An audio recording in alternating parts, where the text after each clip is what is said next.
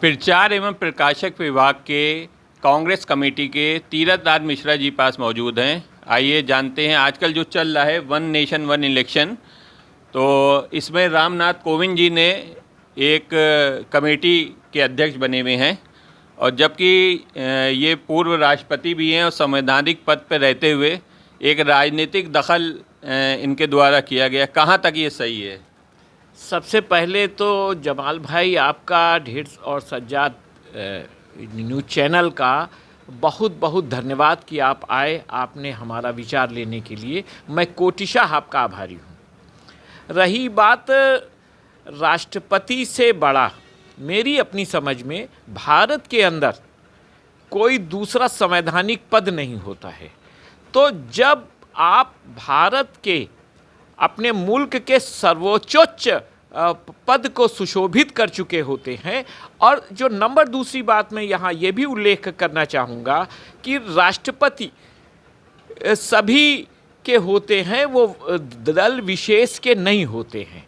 ये गैर राजनीतिक पद है और देश का सर्वोच्च पद है और संवैधानिक पद है। ऐसी स्थिति में जो पूर्व की जो परंपराएं भी रही हैं, आपको तो मालूम होगा कि प्रणब मुखर्जी को भी तमाम ऑफर्स दिए गए थे, तमाम जो राष्ट्रपतियों को ऑफर दिए गए कि आप क्या इसके बाद कोई पद ग्रहण करेंगे। लेकिन जब आप किसी भी देश का सर्वोच्च पद ग्रहण कर चुके होते हैं, वो भी संवैधानिक और नॉन पॉलिटिकल, जो कि सबका हो, ऐसी स्थिति में जो ईमानदारी के नाते नैतिकता के आधार पे इनको वो वाला राजनैतिक पद और विशेषकर कॉन्स्टिट्यूशनल जो ये वन नेशन वन इलेक्शन का जो कि इतना विवादास्पद है, जो ये लाया जा रहा है, जो कि केवल विवादों से भरा हुआ है और अनकॉन्स्टिट्यूशनल है, अव्यवहारिक है, ऐसी स्थिति में उनको स्वतः अपने विवेक के आधार के ऊपर, अपनी मानवता के ऊपर इनको पद और अपनी नैतिकता पे इनको वो पद स्वीकार ही नहीं करना चाहिए। मेरी तो ये समझ में नहीं आता है अब इस संदर्भ में और क्या कहा जाए। जैसा देखा गया है कि 191 दिनों में ये रिपोर्ट तैयार हुई है, जबकि 18,600 पेज की है। यानी एक दिन में 100 के ऊपर या इसके अधिक आंकड़ों के ऊपर विचार विमर्श किया गया। तो कहाँ तक ये जायज़ आपको समझ में आ रही है? देखिए, भारत का जब संविधान बनाया गया था तो भारत के संविधान में पंडित जवाहरलाल नेहरू जी ने, महात्मा गांधी जी ने, अंबेडकर साहब को भी साथ लिया था और वो शक्तियां जो देश की आज़ादी के विरोध में थीं उनको भी अपने साथ लेकर के मिनिस्टर बनाया गया और उनको भी संवैधानिक सभाओं में दाखिल कराया गया। काफ़ी लंबे समय भारत का संविधान, लगभग 1.5 वर्ष जो बना, तो 1.5 वर्ष। और मेन बात यह है कि भारत के संविधान को, जो कि दुनिया का सबसे महान और सबसे अच्छे संविधानों में से एक है, जिसमें कि विश्व की सभी अच्छी चीज़ें, संविधानों की अच्छी चीज़ों में से एक ली गई हैं, तो और उसके मूल प्रारूप को, जो मेरा कहने का उद्देश्य है, वो आप अलग कर ही नहीं सकते, उससे छेड़छाड़ कर ही नहीं सकते हैं। थोड़ा बहुत तो आप संशोधन कर सकते हैं। ऐसी स्थिति में जो मैं मेन बात के ऊपर आ रहा हूँ, केवल 192 दिनों के अंदर, और जो आप बता रहे 1800, ये सही भी है। 191 दिनों में 18,600 पेज की रिपोर्ट, ये सारा, ये 1,800 पन्नों की जो रिपोर्ट आपने तैयार की है, ऐसी स्थिति में ये क्या कहा जाए कि ये कैसा शासन चल रहा है। हमारे नीति नियंताओं के बारे में क्या कहा जाए कि वो किस प्रकार की जो लाना चाहते हैं और वो क्या करना चाहते हैं, उनका उद्देश्य क्या है, उन्होंने किस प्रकार से बनाया है, उन्होंने इसका कितना अध्ययन किया है, कितने संविधान के जो जानकारों की उन्होंने इस पर राय ली है, राय ली भी है कि नहीं ली है। इसीलिए आदरणीय महामहिम साहब को, राम कोविंद जी को, ये पद सर्वथा वो इज्जत के साथ अस्वीकार कर देना चाहिए। मेरी अपनी समझ में उनका ये पद ग्रहण करना और 18,000 पद 100 पेज का जो संशोधन उसके ऊपर गहन, वो किसी स्थिति में कहीं से भी, जबकि आगे देश का भविष्य भी इसी से तय होना है। ऐसी स्थिति में उनको ग्रहण नहीं करना चाहिए। मुझको तो अब बहुत हतोत्साहित होकर कहना पड़ रहा, बहुत दुख के साथ कहना पड़ रहा है कि कहीं ये तो नहीं है सब चूचू का मुरब्बा बना दिया गया है, और इससे ज़्यादा मैं क्या कह सकता हूँ। इसमें एक ही विचारधारा के जैसा देखने में लग रहा है कि लोग हैं, क्योंकि जब एक कमेटी बनती है और संविधान के ऊपर बन रही है तो अलग अलग नेताओं को इसमें आमंत्रित करना चाहिए था। ये एक ही विचारधारा की कमेटी लग रही है, इस पर क्या कहेंगे? देखिए, जब देश का संविधान बना था तो आरएसएस के लोग भी शामिल थे और उसमें मुस्लिम लीग के भी लोग शामिल थे, हिंदू मुसलमान सभी लोग शामिल थे। और भारत के का जो प्रथम मंत्रिमंडल का गठन हुआ तो उस पर अंबेडकर साहब भी आए और अंबेडकर साहब को संविधान सभा का अध्यक्ष नियुक्त किया गया। बाकी काफ़ी लंबी कमेटी बनाई गई, सबकी मीटिंगें हुई और इतने महान लोग, इतने विचारणीय लोग, इतने कर्मठ और इतने बुद्धिमान लोगों के साथ वो गठन किया गया। अब ये अपने आप में दर्शाता है कि संवैधानिक का देश हमारा किस रास्ते के ऊपर जा रहा है। कहीं ऐसा तो नहीं है कि हम फांसीवाद और कम्युनल की ओर जा रहे हैं। हमको अब ये भी जो ध्यान देना पड़ेगा और इसके लिए हमें अभी से इन सारी शक्तियों से निपटने के लिए हमें अभी से तैयारी इसी प्रकार की करनी चाहिए संवैधानिक स्तर पर। जैसे कि देखा गया है कि संविधान बदलने के लिए कुछ संविधान में परिवर्तन भी करना चाहिए, जैसे 82 है और 32 है, उसमें संशोधन किए बगैर ये वन नेशन वन इलेक्शन का बिल पास नहीं हो पाएगा। क्या कहेंगे इस पर? देखिए, सच बात तो ये है कि 18 संभवतः ये संशोधन है।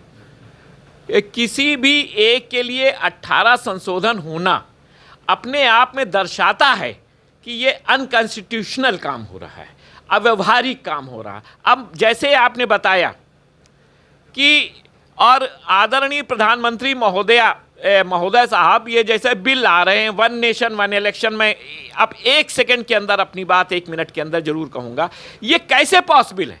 भारत के अंदर लोकसभा का चुनाव होता है, फिर विधानसभा का चुनाव है, फिर लोकल बॉडी है, फिर जिला परिषद है, फिर ग्राम प्रधान है, फिर कोऑपरेटिव के चुनाव है, और कोऑपरेटिव के बाद फिर पंची के चुनाव है, और तमाम प्रकार के हिंदुस्तान में चुनाव, डेयरी ये फेडरेशन के चुनाव है। क्या सारे के सारे चुनाव आप एक साथ कर देंगे? नहीं, इनका ये कहना है कि चुनाव जो है 2 चरणों में होगा, एक तो लोकसभा और राज्यसभा का एक साथ हो जाएगा और दूसरे चरण में पार्षदों का इलेक्शन होगा और पंचायती राज का इलेक्शन होगा। इस पर क्या कहेंगे आप?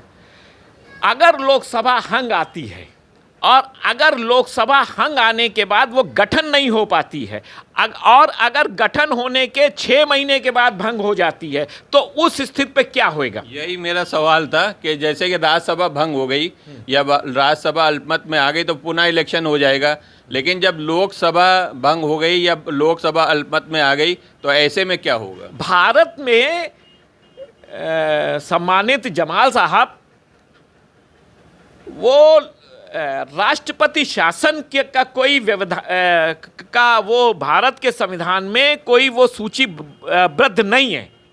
ऐसी स्थिति में जो हमारे नेता जो राहुल गांधी कह रहे हैं, जो राष्ट्रीय अध्यक्ष हमारे खड़गे साहब कह रहे हैं, जो हमारे सारे नेतागण कह रहे हैं, एकदम साफ शब्दों में कह रहे हैं, ये टोटल अनकॉन्स्टिट्यूशनल चीज ला रहे हैं और जो चीज संवैधानिक प्रक्रिया के तहत ही नहीं है, संविधान के विरोध में है, उसके लिए अब क्या कहा जाए? ये है कि अंधेर नगरी चौपट राजा, टका शेर भाजी टका शेर खा जाए। इस समय देश इस रास्ते के ऊपर चल रहा है।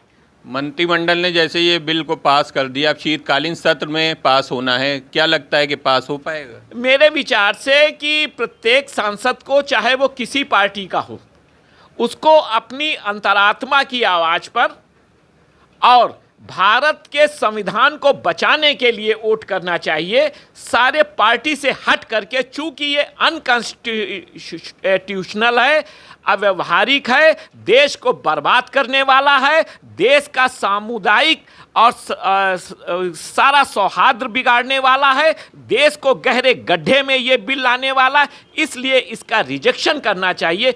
इसलिए इसको किसी कीमत के ऊपर इसको लोकसभा के अंदर पास ही नहीं होने देना चाहिए, क्योंकि हिंदुस्तान के अंदर ये संभव ही नहीं। अगर जैसे लोकसभा में पास हो जाता है और राज्यसभा इसको मानने से इनकार करती है, तो इसमें भी कोई ऐसा कोई प्रावधान है? नहीं, अगर जो राज्यसभा में पास नहीं हो सकता है तो भी आप इसको रिजेक्ट करेंगे, फिर लोकसभा लाया जाएगा और लोकसभा लाने के बाद फिर राज्यसभा से पास करा के जो है आप राष्ट्रपति के पास भेजेंगे। मेरे पास ऐसी जानकारी है। आपको और क्या लगता है कि इसमें किस तरह से अपने विचार रखे जाएं, या जैसे लोगों की राय मांगी जाए, या इसमें इम्प्लीमेंट किया जाए? आपके विचार में क्या करना चाहिए? मेरे विचार से तो जो बाबा साहब जो अंबेडकर साहब का, पंडित राजेंद्र प्रसाद जो भारत के जो प्रथम राष्ट्रपति थे, ऐसे महान लोगों के संविधान के ऊपर अगर आप उंगली जो रखें तो कदाचित आपके अंदर इतनी, और पंडित जवाहरलाल नेहरू जी के ऊपर, महात्मा गांधी के ऊपर, गोविंद वल्लभ पंत के ऊपर के बनाए हुए संविधान के ऊपर अगर आप उंगली रखें तो कदाचित आपको इतना ज़्यादा योग्य होना चाहिए, इतना ज़्यादा कर्मठ होना चाहिए और इतनी ज़्यादा इंटेलेक्चुअल होना चाहिए, आपके पास इतनी जानकारी होनी चाहिए। जब आपके पास जानकारी के नाम पर, इंटेलेक्चुअलिटी के नाम पर, संविधान के जानकारों के नाम के ऊपर आप जीरो हैं, तो आपके संदर्भ में केवल हंसने के अलावा, और हिंदुस्तान का यह दुर्भाग्य है कि आप हमारे प्रधानमंत्री हैं, और साथ में यह सौभाग्य है कि राहुल गांधी हमारे नेता हैं जो हमारे लिए, हमारे मुल्क के लिए, देश के संविधान को बचाने के लिए। और आपको कदाचित याद होएगा, आपको याद होएगा कि राहुल गांधी जी ने आपकी संविधान बचाने के लिए जो लड़ाई लड़ी, उसका परिणाम ये आया कि बीजेपी 240 से ऊपर नहीं बढ़ पाई, कहाँ तो नारा इनका 400 का था। तो ये कि किसी भी कीमत पे लोकसभा और राज्यसभा से पास हो ही नहीं पाएगा, मेरा तो ऐसा ये मानना। जैसे कि देखा गया है कि एक देश एक प्रधानमंत्री, क्या ये उसकी दिशा में बढ़ता हुआ कदम है? ये असल में फांसीवाद, डिक्टेटरवाद और अधिनायकवाद, हिटलरवाद की शुरुआत है। चूंकि बीजेपी का और जो ये सत्तारूढ़ दल है, इसका कभी भी यकीन लोकतंत्र में नहीं रहा, ये उसी की ओर बढ़ते हुए चले जा रहे हैं। आज आप देख लीजिए, एनसीईआरटी में बच्चों की किताबों के पाठ्यक्रम बदलते जा रहे हैं। कदम कदम के ऊपर आप हिंदुस्तान का जो बुनियादी सांप्रदायिक सद्भाव का जो ढांचा ही चेंज करते जा रहे हैं। आप चाहते क्या हैं? आप कौन सा समाज दे करके जाना चाहते हैं? यहां मैं एक शब्द बहुत विनम्रता से जमाल साहब मैं कहना चाहूंगा कि हम किस समाज में जन्मे ये इंपॉर्टेंट नहीं है, हम कौन सा समाज छोड़ के जा रहे हैं ये इंपॉर्टेंट है। तो ये आजकल के महान मैं व्यंग्यात्मक रूप से कह रहा हूं, जो ये बड़े बड़े पदों पे बैठने वाले बहुत छोटे लोग, ये कौन सा हिंदुस्तान को भट्टी में सांप्रदायिक उसके झगड़े की भट्टी में झोंक करके जा रहे हैं, ये नहीं समझ में आता है कि हमारे यहाँ की तहजीब सबको लेकर के, सद्भाव को लेकर के चलने की है, ना कि ये अधिनायक। हमने कभी हिटलर को नहीं माना है, हमने कभी औरंगजेब को नहीं स्वीकार किया है, हमने कभी जो फांसीवादी ताकतों को नहीं माना है। हम लोग लोकतंत्र के पुजारी हैं और हमारे युवा नेता राहुल गांधी जी लोकतंत्र के लिए इनसे हमेशा लड़ते रहेंगे। उन्होंने अभी हरियाणा में परास्त किया है, वो जम्मू कश्मीर में जीतेंगे, महाराष्ट्र में जीतेंगे और आगे भी हिंदुस्तान की गद्दी के ऊपर सांप्रदायिक सद्भाव की शक्ति के रूप में युवा हृदय सम्राट राहुल गांधी जी आएंगे। इसमें हमको तो कहीं से भी संशय नहीं लगता है, ये लोग हारेंगे। कहने का मतलब है ये जो बिल जिसको कि पूर्व राष्ट्रपति कोविंद जी ने इनके दबाव बस या पता नहीं कौन से दबाव बस स्वीकार कर लिया, उनको तो स्वीकार ही नहीं करना चाहिए। तो ये बिल किसी भी कीमत पे वन नेशन वन इलेक्शन का, जो कि अव्यवहारिक, अनकॉन्स्टिट्यूशनल है वो स्वीकार नहीं होएगा, अर्थात वो भारत में लागू नहीं हो पाएगा। जैसे अभी 4 राज्यों में इलेक्शन हुआ है और जिसके नतीजे भी आने वाले हैं, तो आपको नहीं लगता इन चारों राज्यों में एक साथ इलेक्शन करा के वन नेशन वन इलेक्शन की शुरुआत कर देनी चाहिए या नज़ीर पेश करनी चाहिए, एक मिसाल बनानी चाहिए? देखिए, आपने तो हमारी बात कह दी।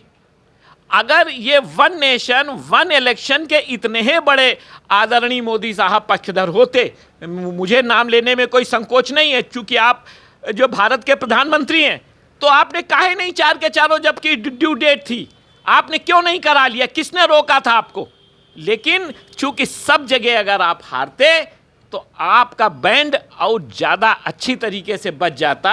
अब धीरे धीरे हारेंगे, इसलिए आप वो हार को कम करना चाहते थे। इसलिए जैसे बीजेपी देखा जाता है कि 80-20% की राजनीति करती है, वो चाहती है कि 80% यूनाइटेड हो जाए, चाहे 20% को नुकसान हो या कुछ भी हो, जबकि कहा जाता है सबका साथ सबका विकास। क्या कहेंगे इस पे? देखिए, मैं अब थोड़ा भावनात्मक रूप से बोलूँगा, क्योंकि मैं लखनऊ का हूँ और पुराने लखनऊ का हूँ। हिंदुस्तान की आज़ादी में आप जो 20% का नाम ले रहे हैं, अप्रत्यक्ष रूप से कह रहे हैं, मैं भी इसको अप्रत्यक्ष रूप से ही कहूँगा, उसके योगदान को आप माइनस नहीं कर सकते, एक बात। दूसरी बात, उनके पास चॉइस थी, वहाँ उनके साथ कैसा व्यवहार हुआ वो एक अलग विषय है, वो बात की बातें हुई, लेकिन उन लोगों ने मादरे वतन चुना। कुछ नेताओं की नासमझी से, मैं जिन्ना का एकदम समर्थक नहीं हूँ, एक बात बता दूं, कुछ नेताओं की नासमझी से, और उस पे भी अलग नेशन का नारा सबसे पहले आरएसएस ने दिया था, हिंदू महासभा ने दिया था। देश का विभाजन किया गया और उसकी ज़्यादा आज भी अगर सबसे ज़्यादा पीड़ा हो रही भोग रहे हैं हिंदुस्तान में हो या पाकिस्तान में हो, तो जो हमारे जो यही 20% के लोग भोग रहे हैं। तो ऐसी, चूंकि आपकी जो राजनीति का जो उदय है वो अंग्रेजों के द्वारा है, और अंग्रेजों का राज्य ये था, मतलब क्या था कि फूट डालो शासन करो।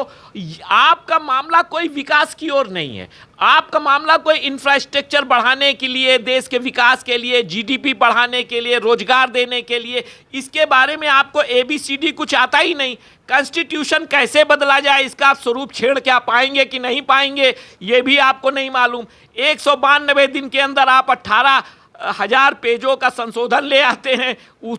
उसके ऊपर जो भी व्यक्ति पढ़ा लिखा है वो स्वयं समझ जाएगा कि आपकी मंशा क्या है।